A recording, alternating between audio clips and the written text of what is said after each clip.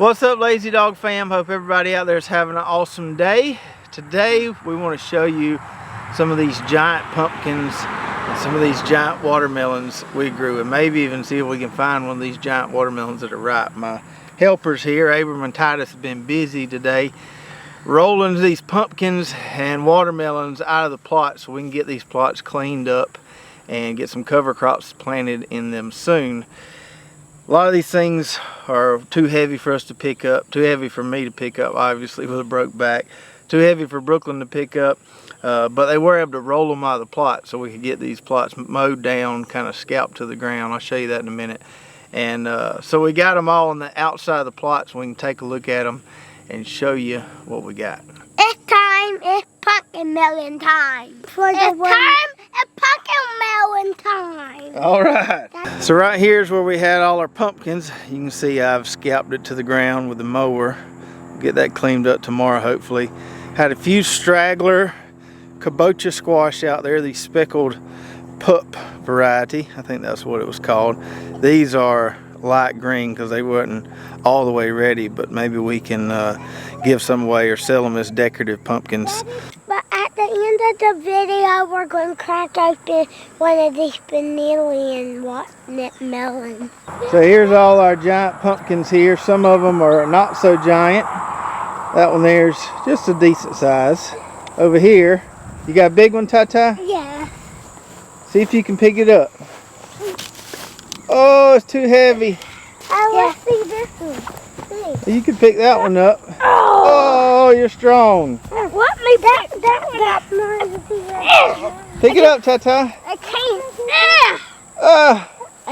I can't. Oh, that's a pretty little pumpkin. Hey, look. I just holding it with one arm. Yeah. Gotta pick this one up. Oh. It's too heavy. It's too heavy. So you can see kind of the white discoloration on some of these from where that's where they were sitting on the ground. Now, as far as the biggest ones, it's probably that guy right there and this one right over here. And I ain't got a clue how much they weigh. If I had to guess, I'd say probably somewhere between 50 and 70 pounds or so. You can roll them out, but it take pretty good sized fella to pick them up. So we didn't grow any 100-pounders, I don't believe. I don't know if I'll ever get these to a scale to weigh them, but Titus is over there trying to get this giant watermelon. But we probably won't get to weigh them. Maybe we'll weigh them. We'll just have to see. But nice little harvest there, giant pumpkins. Something definitely fun to grow. Something we'll probably definitely try again. Those are nice little decorative pumpkins. They're probably about, I don't know, 20, 25 pounds or so. And then we've got watermelons just scattered all about here. I have mowed that down. I mowed around that one big one out there, scalped it down. We'll talk about the cleanup of that in a little bit. So there's a big pile of giant ones over there. There's a monster right there. That one's probably close to 50 pounds. Over here, these are a few kind of late straggler seedless ones. The tendril was dried on these, so I think this should be good. We just want to show you the inside of this watermelon. That's called a Canary melon, Bubby. We'll open one of those in a minute. So we got these little bitty seedless ones right here. These are about the size of a kid's basketball. Pick one of those up, Bubby. But they should still be good. We might open one of those in a minute. Don't drop it. Here's some more of the giant Carolina cross watermelons. That one there is massive. This might be the biggest one we grew right here, just for comparison size. That's a fairly normal size round watermelon there, and it looks puny compared to this guy. So that's kind of like what you'd buy in the store, and this is just a giant right here. I think these two here are seedless ones, and these over here, and there's a few more over there, are some more of the orange ones. What you got, Ty? Don't drop it. Is that a big one? Yeah. Whoa, okay. All right, so there's one big one left here. This may be the biggest one we got. Let's see if we can work as a team and roll it out. There you go. There you go. Roll it over there to where the other ones are. Tata, help him. Y'all got it? I can't go. Oh! I remember we need some help with it. Almost to the edge. You're almost knocking me over. Oh, geez. Almost. Almost. Give it one more good push, guys. One more good push in the grass. Oh, let me see your muscles. Y'all are so strong.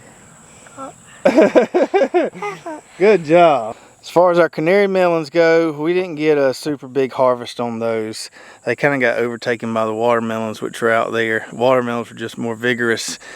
But we got 4 here. A lot of them had rotted out there, but we got 4 nice ones here, and they got a nice bright yellow color on them.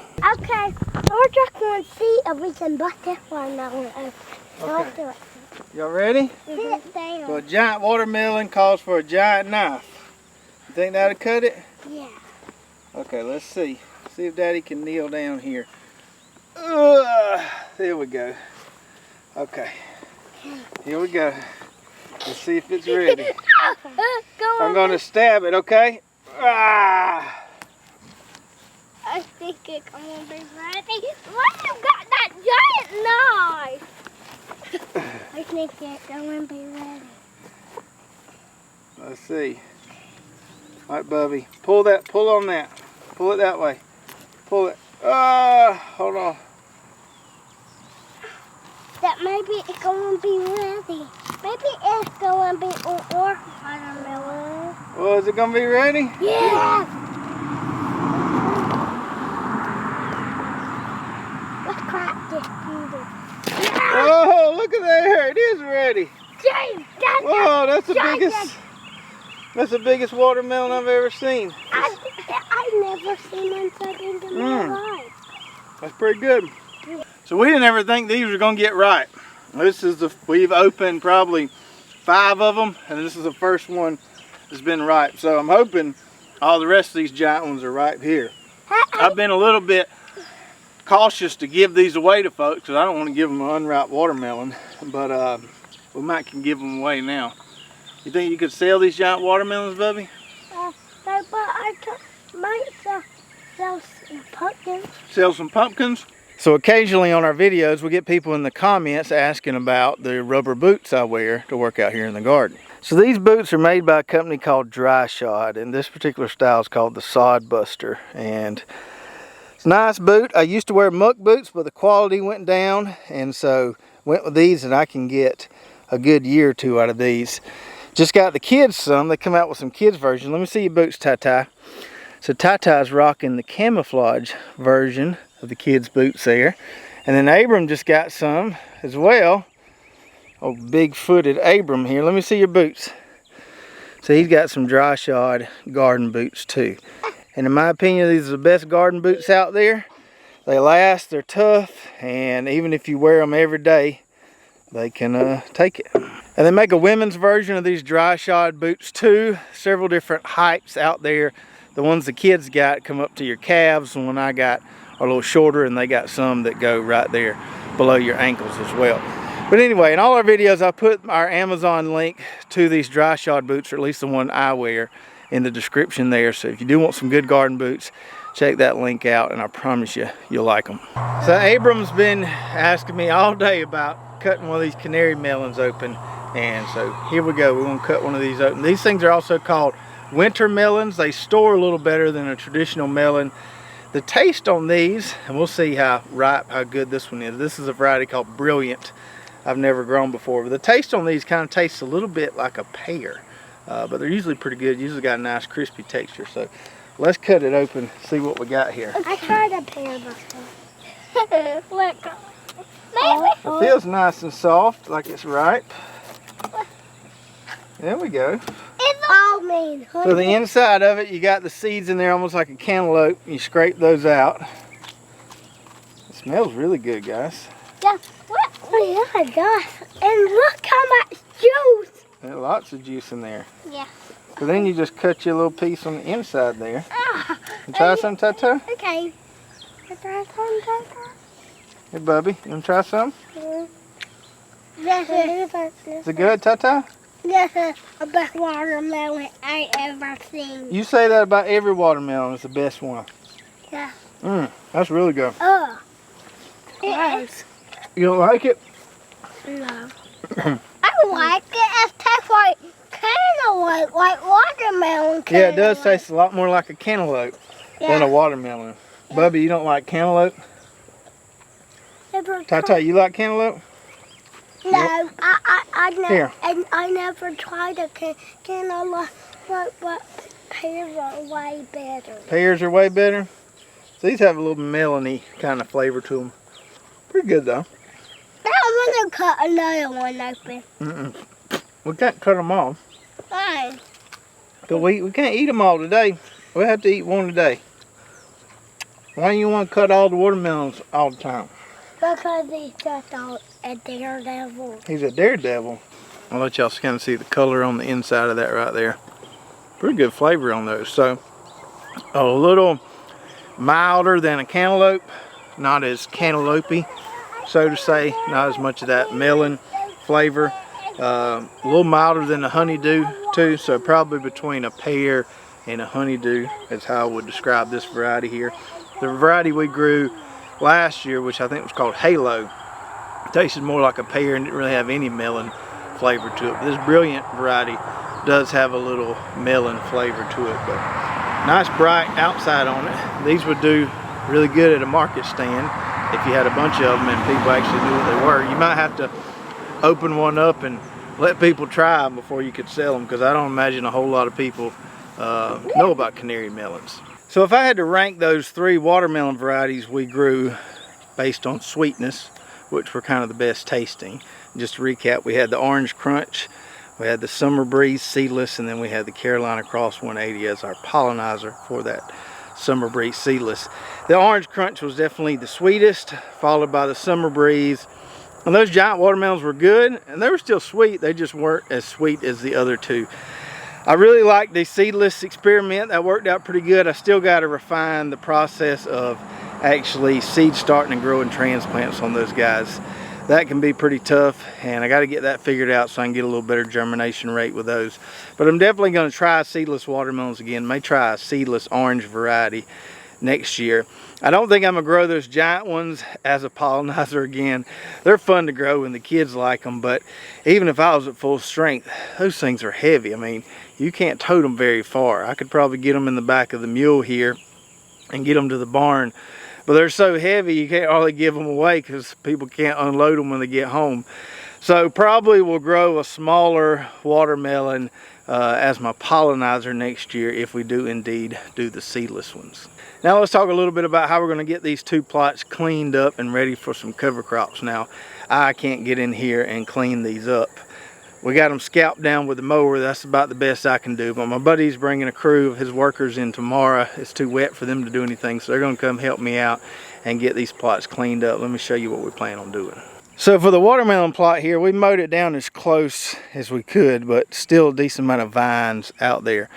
So what I'm gonna get those guys to do is we're gonna yank up the drip tape. So there's still buried drip tape down there. We'll go ahead and yank it up. I don't know if we'll save it or not, because we'll probably just be cover cropping this plot at least through fall, maybe even through winter. We'll just have to see. But we'll get those vines raked out of there, get that drip tape up. I need to mow that over there. Once we pull up that main line, I can mow that down over there. And we might can get away with not even tilling this. We might can get away with just letting them wheel hoe it one time, and hopefully that can get the soil in good enough shape to plant a cover crop here. And our no-till plot here where we had the pumpkins, it cleaned up a lot better with the mower than the watermelons did. A lot fewer vines here, and the mower just kind of sucked those up better than it did the watermelon vines. So not a whole lot here. Maybe just raking out a little bit of this debris. Got to pull up the tape. I got into the tape a little bit with the lawnmower there. But this soil still looks great, and I don't think I'm gonna have to dump another load of compost on here, at least not till next year. Still looks really, really good. Hardly no weed pressure out here. And so I was dumping 2 or 3 tons of compost every season up to this point, but I think I can get away with maybe just doing it once a year. So we're going to just plant a cover crop right into this. This ground is nice, and soft here. So once they rake it out, I don't even know if we'll have to wheel hoe this. We might have to wheel hoe over there where we got a few weeds, but this stuff right here is just lush and kind of ready to plant right now. Now we'll be sure to video it when we do cover crop these. Brooke's gonna have to help me rake that in a little bit. And I haven't firmly decided on what I'm gonna put in each of these plots, but I think I've got a good idea. I think in this no-till plot here, I'm gonna go in there with some soybeans. I've got a soybean, non-GMO soybean variety, and we're gonna plant that as a cover crop and hopefully maybe even harvest some in the fall. Where the watermelons were, I think I'm gonna do a combination of sorghum, Sudan grass, and red ripper peas. Now last year I did sorghum, Sudan grass, and iron clay peas mixed together, and that worked pretty good. The iron clay peas really helped cover the area, and they grew well until the sorghum got taller than those peas, and it kind of, you know, flushed them out or shaded them out a little bit. But those red ripper peas are vining, so I'm thinking as that sorghum grows, maybe the red ripper peas will climb all over that vegetation, and we maybe even get a more full stand of a cover crop there. So it's going to be interesting to try. I don't know if it's going to work or not, but we're going to give it a go. And as far as our no-till plot here goes, this was our second or third time, I can't remember at this point, growing stuff in here, and I'm really liking how this is coming along so far. I didn't have to fertilize hardly at all with these pumpkins, and we grew a great harvest of pumpkins, especially those kabocha squash. So we just really put some pre-plant fertilizer down there, and when those plants or transplants were small, I went in there and side dressed one time with some of the Harmony fertilizer, and that was pretty much it, and everything looked really healthy. So I'm guessing a lot of this organic matter in all those tons of compost we put here is starting to convert over and be more available to the plants. So really liking the no-till experiment so far, and I think I'm going to try to start slowly. I can't do it all at one time. Slowly converting a few more plots to this style. I'm not saying I'll go with all 10 plots this style, but I do really like the results I'm seeing from this so far. I can't say that it eliminates all pest pressure. There's some theories out there that no-till, because you get all the biology in the soil, the healthier plants, they're more pest and disease resistant. I can't confirm that completely. I didn't really have a whole lot of squash bug pressure here, whereas I really should have. I had it on some other cucurbits that I grew. But it wasn't like it eliminated all pest and disease pressure. And we had a pretty dry spring, so the disease pressure wasn't that heavy to begin with. But I did like what I saw here, or what what happened with the grow out. And so kind of sold so far, at least on doing a few more plots this way. If I can get a real big load of compost in here, and we'll just convert 1 or 2 plots at a time. Maybe leave a couple that we cultivate. But I'd eventually like to get where about, I don't know, 3/4 of my plots were this style right here. The cleanup on it is just really, really easy. It just seems easier to clean up and turn over because the soil's so soft, and they got that compost in there, and everything's just nice and rich. So I hope you enjoyed today's video. Let me know what you think about those giant watermelons. Have you ever tried growing giant watermelons before? Or maybe the giant pumpkins. Maybe some of you out there are giant pumpkin growing pros. I'd like to hear kind of what sizes you're normally able to grow. If you can get something up to 200 pounds or so, I'd say that's pretty impressive. And if you did enjoy this video, make sure to subscribe, ring the bell, like, and share, and we'll see you next time right here at Lazy Dog Farm. Oh, farewell, by the beauty of your life.